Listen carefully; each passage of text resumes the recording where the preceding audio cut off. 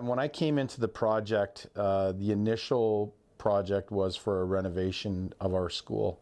We reached a critical mass point where we were going to be getting, the renovation was not going to happen, and we were going to move into a rebuild of our school.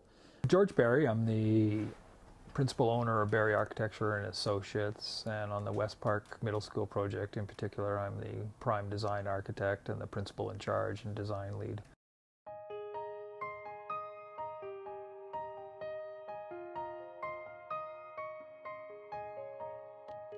We started to ask the staff to dream, and no limits.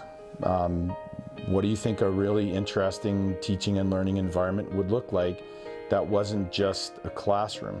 And from there, George at Barry Architecture was fantastic with dreaming with us, and there were no limits, that we talked about at all. We just got to dream. Every idea that a student gave to us was researched, right down to the zero gravity room.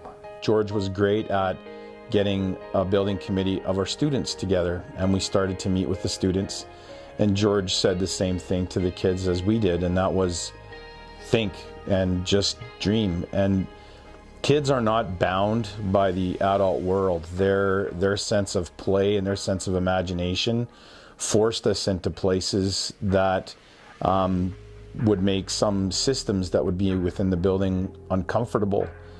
What's unique about the project is basically the entire project. The way that we approached it right from the very start, to the way that it is will be constructed, to the way that it's going to be used at the end. One of the most unique things that we did, and I know was a large item in us being successful in getting the project, was introducing a brand new program to have the students involved. The students at West Park Middle School literally designed the school.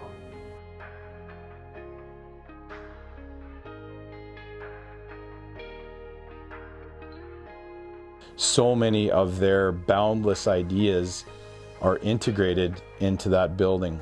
The world is your canvas right now. So what do you want?